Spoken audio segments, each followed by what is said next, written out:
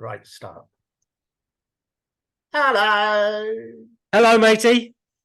How you doing? I'm very well. How the hell are you? Can I pass on that one? Yeah, you can for today. As long as we have a good conversation. Yeah, we could just keep quiet, can't we? Just to say nothing. Oh, okay. Right. Sorry, people. We'll get there. Don't worry. What have we got on today? Well, we got something called internal versus external. Now, what could that possibly mean? I've no idea, Ron. No idea whatsoever. Okay, what we're talking about is internal versus external change management and the benefits and downsides and stuff like that of that. I've got no slides this week. I'm glad you will hear. No slides at all. I'm going to do a little bit of talking, and I'm going to do a little bit of reading, just in case you don't know. And I'm sure every person that listens to us does know. Internal change management is led and managed by internal resources. Wow. External change management is supported by external consultants and experts. Yeah. Hey. The main principle behind internal is that those who are directly affected by the change, are also the best equipped to actually do it. We can talk about that. Okay. It also offers advantages of organizational knowledge, which I kind of think you can pick up anyway, employees' involvement, cost effectiveness, etc. But it might be limited by biases and time constraints and stuff like that. External, it basically supposed, did I write that? Supposed experts? How dare I? I'm glad you coughed. Supposed experts bring fresh perspectives and specialized skills to manage change efficiently, etc. Anyway, so there's two kind of sides to that and one in the middle. So you're quite in an interesting position, aren't you, Mark, my friend? Yeah. So this conversation is very different from one we might have had 3 months ago. Yeah, exactly. And it's going to be interesting to hear what you say. Because if you say anything out of hand, You're going to crack the whip and get me back in line. I'll virtually slap you. Okay, I mean, I've been permanent employee, contract employee. You've been permanent employee, contract employee. Yep. Okay, so where do we start? Should we start internal or external? Let's start internal and some pros and cons. Go on then. You start. Okay, so internal, I've seen it work really well, but I've also seen it be disastrous. So what I've seen work really well is somebody who almost has a natural affinity for change and change management. I want to do this.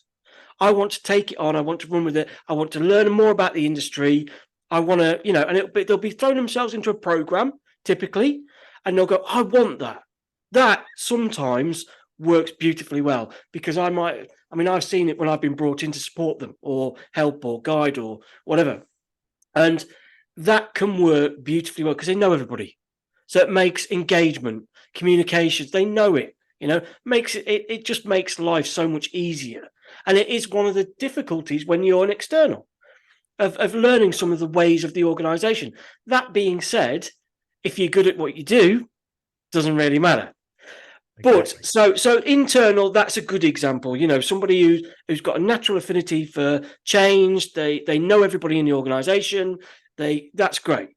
Right. But I've seen it so often. I've seen it the other way where they've gone, John, who does accounts, mate, you're doing change management for the next year. That is like, and then John has a terrified look on his face going, oh crap, I need to look at the job adverts because this is just I can't do change. That doesn't work. You're absolutely right. I was going to mention that before you mentioned it. You get the point of the finger pointed at you. Sorry. Yeah. And potentially the people that are doing the not the hiring, but the putting people in position naff all about change. No. They just think, oh, he's quite a nice guy. He gets on with people, or she's Yeah. quite a nice lady. Yeah. They'll do. Or they come from HR. Well, no, that's a really good point, because they'll go, oh, there's Doris in HR. Doris, can you knock us up a stakeholder map? And she'll go, do you know what I mean? So it's like, I haven't got time. I'm doing my performance reviews. Sorry. Yeah, exactly. So So I mean, that is like some really. I've seen that, and that is the look of horror on people's faces when they've been nominated. I mean, it's not even that, and they kind of feel they don't have to turn it, they can't turn it down. Sorry, because they've been asked to do it by whoever. I can't turn it. This is an opportunity for me. I might get on here, and they just haven't got a clue. They just don't know what to do. They start start reading books, looking up the manuals, looking up the training courses, etc.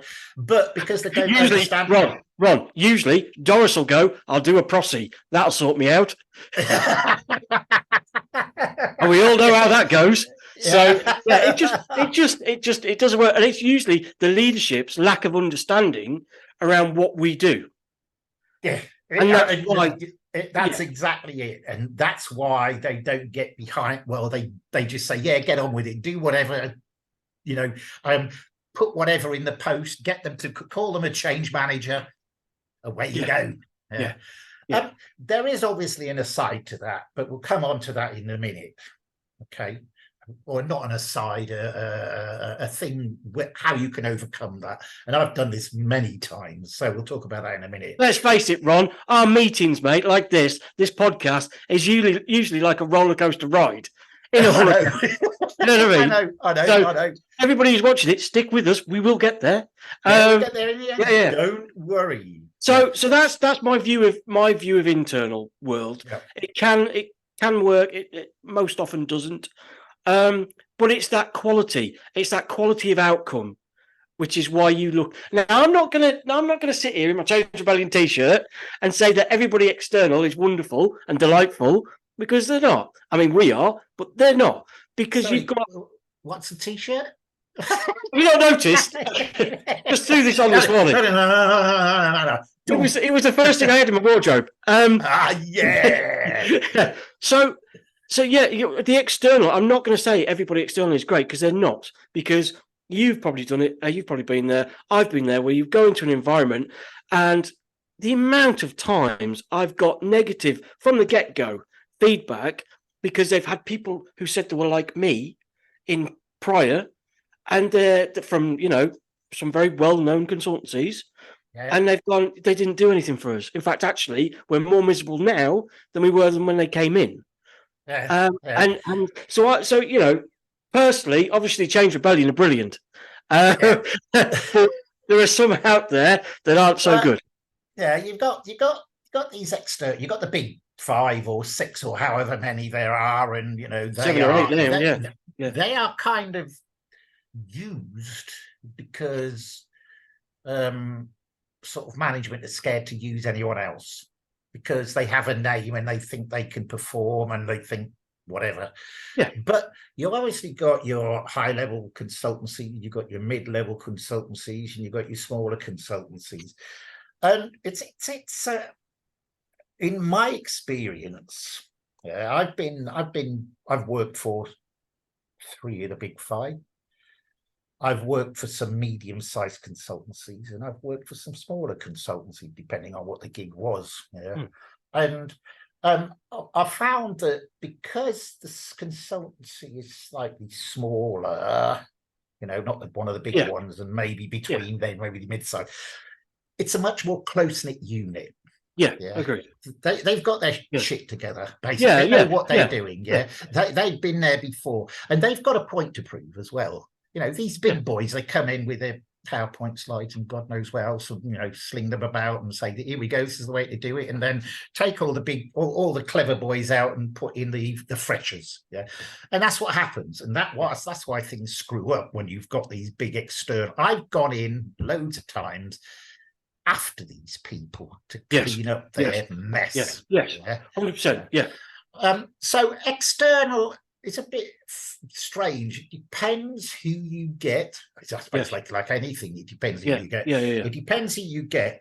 But I would always argue, and this is just me, because probably I've got a dislike for them.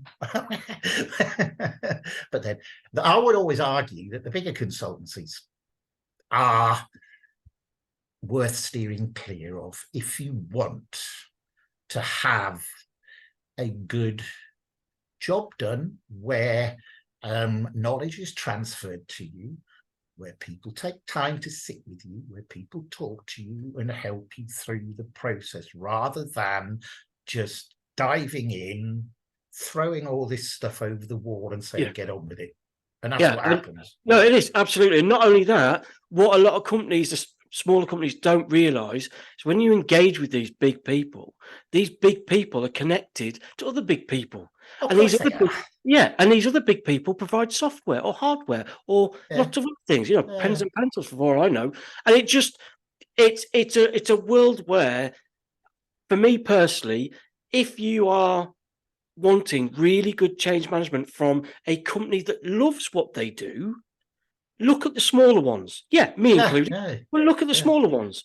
If you just want a job done like a factory, like in, out, that'll cost you an absolute fortune. I mean, that's the other thing. I mean, you've seen what I do. It's fixed pricing, right? Because I don't upsell, right? My company does not upsell.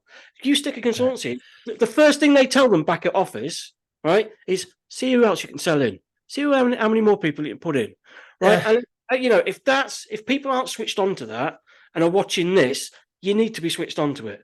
There are some great people there. There are some great consultants there. But if you want people who genuinely love what they do, sort of, there's a dozen of us out there, if not more, who genuinely love what we do. And we want you to succeed. So give us a call. Don't go just because they've got a name. This upsell crap. That's not proving any kind of quality. I mean, when I was on the contract market, I could have upsold a load of times, but I didn't want to, because I wanted to do a good job, deliver what I was supposed to deliver, say thank you very much, thank you for all the accolades and stuff like that. I'm gone. Even now, and slightly digressing with my training, I could upsell my training. I could try and get loads of people in on a single course and stuff like that. But I prefer doing one-to-one. Now, it's slightly different in the change game because you're dealing with lots of people. But it's kind of saying, I deliver good quality stuff, whether it be change management or training or whatever, and I do it this way, and this is the way I'm going to do it because this is the way I do it best. And this is what I think your external consultants should be doing. Does that make sense? I think you and I both come from the camp that we deal in openness, honesty, transparency, and that's how it should be. And actually, do you know what? Yes, obviously, we have to charge, we have to have an income, but it's about the quality of what we deliver. That to me is worth everything. I was asked recently, do I want to conquer the world with change money? No, I don't. I want a small boutique type, consultancy that actually does real good stuff, and people know us for doing good stuff. I would much rather somebody sat in KPMG or Capgemini go, we heard about Change Rebellion, because they do a brilliant job. Do you know what I mean? Right, that's where you want to be. Not. I'm not in it for the. I've got to pay my way. I've got to look after my family, but I'm not in it to conquer the world. I just want to do really good change management. I mean, let's get down to sort of a little bit back. We've been at high level now. Let's get down to some basics. So let's say for argument's sake, you've got your big consultancies, your middle consultancies, your small, and your individuals. Let's talk about an individual, because this is where both of us have been. Yeah, we've both been there. Yeah. We're external. Yeah. Okay. And we say, okay, there's loads of, there's a change management job. We'll apply for, right, we got it. Yeah. You have the interview. Yeah. Okay. And they say, yeah, great, you're on. So you start.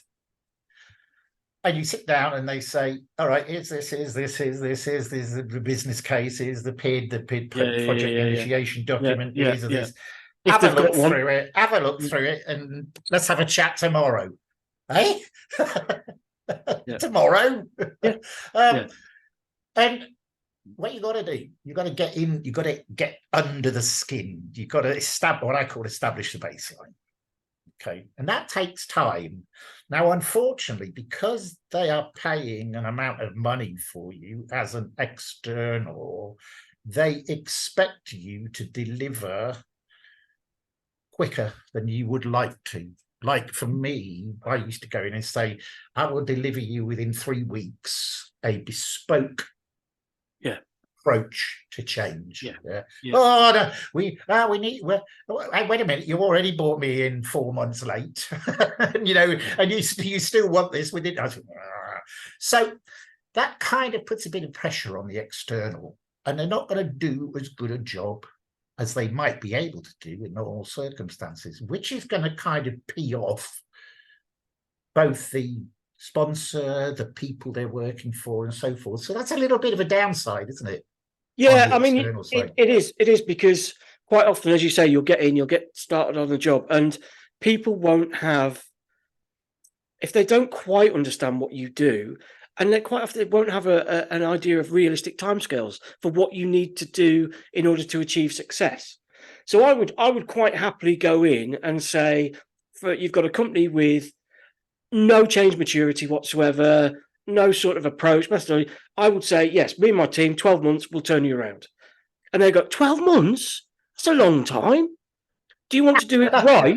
And give them a heart failure. Do you want to do it right, or do you want a quick fix kind of thing? And a lot of people do want to cut corners. I think project teams, again, I was just freelancing for many years. Lots of different environments, some good experiences and some not. A large amount of people that go, right, can I see your timeline? Can I see your linear timeline? And can I see your deliverables? And can I see when you do? And we all know, and I think this is, again, it just by the nature of this conversation, I have to mention Change Rebellion again. By the mere ethos of us is around people, right? Change management is a simple concept. It came around years ago from people going, if we make sure people are engaged, whatever we're trying to do will go so much smoother. And Change Rebellion, we go, yes, it will. We'll help you with that. So it's just, You talk about timelines and deliverables. Drives me nuts. And you also talk about people. Yeah. Okay, so what do? You go in and say, okay, I'll get a project plan ready for you, people. I said, it will take me 4 weeks to crush this resistance. It will take me 4 weeks to change the culture of your organization. Don't even get me. How would that be? Yeah. Would that be okay? Mate, don't. Is that okay? Don't. Okay. Go take a bloody hike, mate. Yeah. No way. How can you put those kind of timelines into a project plan, deliverables, or whatever? Yeah, you can't. You can put communication in there, and you can put business readiness, and you can put business benefits and all that sort of stuff, where you can actually have something to deliver, some kind of measure against. But culture, resistance. I'm going to change this group of people's mindset for you. How long will that take? With my expertise in psychology, should it take about 6 weeks, maybe? No. And it's like we want our culture redefining. Okay, sack everyone, start again. Draw up some rules, sack everyone. We can do this really quickly. We'll have this done in 6 months. People just don't changing people's behavior and and the culture of an organization is such a complex thing to do. You cannot go, we'll have it done next week, next year, whatever. It just, you don't know what you're going to deal with. You really don't. It's walking into a minefield because it's about people's emotions. Yeah. And, like I say, for me, you have to engage with everybody, have everybody feeling the same energy that you feel when you walk in, so that they go with you. Yeah. And then it's great. I'll just give you an example of what you just said there. I'm dealing with, I trained a lady in the US, and I'm now dealing with her as a trusted advisor. And she's actually working in the utilities industry. And she's currently working for a big utilities company in the US, Charlotte, I think. And from what she's told me, we've had quite a few sessions. It's a nightmare. It's all about culture. It's all about HR treating different people wrongly, etc., etc., etc. Now, the problem there is, again, it's what I see an external person going into a company trying to turn around their culture, when you think it should be more like internal people that should be doing that. But I don't know, it's a bit strange. Do you know what though? I think that for me is almost an ideal scenario where you go in, and we've got it with a current client, where you just connect with your clients so well, you're a team. Yeah. And then you've got all the experience and adaptability and all that good stuff that the external can bring, but then you've got all the good stuff of that internal person who knows everybody, knows how the conversations flow. You get that, it's like magic. Something wonderful happens because then you genuinely are all moving at the same pace. And sorry, I was just looking at my watch to see how much time we had. Oh, mate, I'm loving it. I'm loving this conversation. And I think for me that's almost like the dream team. So yes, whilst more than capable of sending my team in and going, right, let's give them change maturity, increase capability, all that good stuff. The ones that you really like is where let's work as a partnership. Let's do this together. We've got guys that want to work with you, and we want to work with them. And this is exactly what I'm sort of advising her. And I even did a video for the utilities company on her behalf, and it was just to get me ingratiated into the company to sort of help her. I mean, we've talked about internal briefly. I think we're only scratching the surface, to be honest. And we've talked about externally, and the bad boys and the good boys and stuff like that, and the difficulty of internal, people maybe not necessarily relating to the person they brought in and all that sort of stuff. You have, though, the alternative, bit of both. Bit of external and a bit of internal, and call them one of the favorite words, hybrid. So you got people, maybe someone like you, someone like me, we go in, we connect with all the internal people who have some kind of change management designation or have been given some job responsibilities in relation to change, like stakeholder management and training, etc., etc., etc. And you get together with them. And you start saying, right, how is this best going to work? I've got my thoughts, because I've read the job description, I've read the thing. We've got the experience. You have obviously got your thoughts. What we need to do is actually we need to bring them two together, and see if we can dig out some kind of common, practical, pragmatic approach that is going to serve both of us internally and externally without us getting into any kind of fisticuffs. Well, because the thing is, those people internally will know the personalities. And part of what we do as experienced change management professionals is we need to understand the personalities quickly. We need to understand who's doing what are their motivations, all that kind of good stuff. Working with somebody internally can help bring you up to speed on those particular matters. And then you go, right, well, I'm going to complement what you've just helped me with all this experience, all these things we can try. Let's just touch on something that I think is slightly aside from this, although it's not really. So sorry, I'm going mad. You go in as an external, you've got people in there that have got things to do in terms of thing. What about creating a group of change agents from the business to help you as the person that's come in, to manage the change? Because I'm a great believer in having groups of change agents, maybe one responsible for each stakeholder group or that side of thing, who have certain roles and responsibilities, etc., etc., etc. And they become the conduit between the project and the business. So they are the people that help the change manager, who in turn helps the project manager, who in turn helps the sponsor, etc., etc. But it bridges that gap. It kind of bridges that gap from the internal to the external. It does, and I agree completely. But what I've found over the years, again, what is a challenge is when you try and do that as an external, it's harder to get off the ground, to get running, to get embedded with them. I mean, I feel like there are ways you can get them excited and motivated, but the difference, if you have somebody internal with you as an external, is night and day. I absolutely agree with you. You have to have them in place. I've never worked anywhere where you don't try and get that group together of people that are going to support you. But I've just seen the difference between trying to do it on your own and the other thing. I mean, honestly, I was in one place, Ron, be as quick as I can with this, but I saw a very big consultancy come in and try and start a change champion network. And the reason why it met the resistance and difficulty that it met was because where this person was from.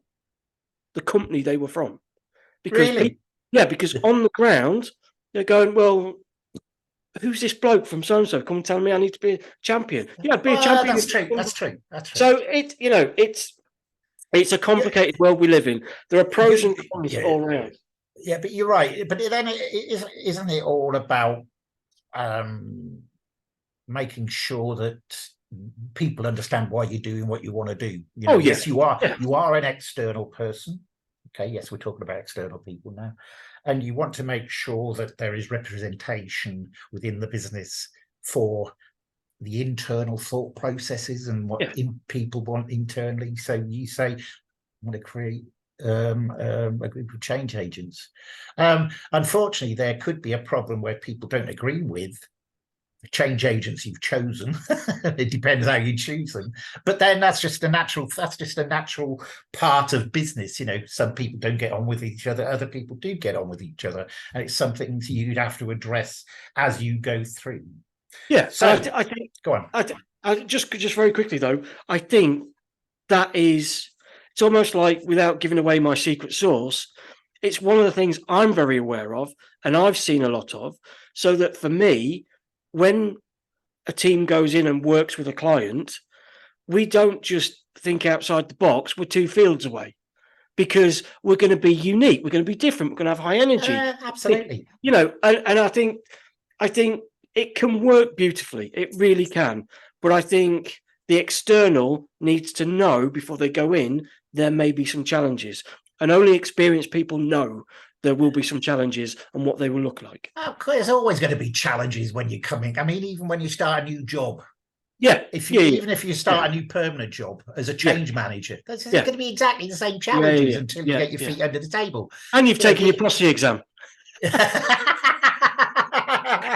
Sorry, I don't mean that. I don't mind that. All right, listen, it's been actually brilliant. I've loved this conversation. I've enjoyed this conversation. We're up. Time up already. Oh no, we've got about 45 seconds to go. So really enjoyed this. Very quickly, internal, external, or hybrid? Hybrid. Preference. I'd say it's favourite phrase of mine: horses for courses. Sitting on the fence, like a good change manager. Like a good change manager does, yeah. Non-committal. Love it. No. if you were to kick me up the backside, I'd go hybrid because I've been in that position many times. Yeah. Go. Listen, what's next week? Very quickly. I can't remember what I've got. I can't remember. We'll sort. Not next week. Next one. We'll sort it out anyway. We'll sort it out, mate. Yeah. That's it. I hope you've enjoyed the change management and Unplugged again from Leeman and Green. I didn't think this one was going to be such a good one, but it's been brilliant. It's been a non-stop. Yeah. Next time, I think it's either going to be. I can't remember. Oh no, agile. Was it waterfall? Agile. Waterfall. Agile. Want to go that one? Yeah, we'll do that one. Great. Yeah. Done. Yeah. See you all. Cheers. See you, Mark. Bye. Bye. All right. Just let me pause. No, stop the recording. No, don't stop the carnival. No, please, mate. There's no need for that.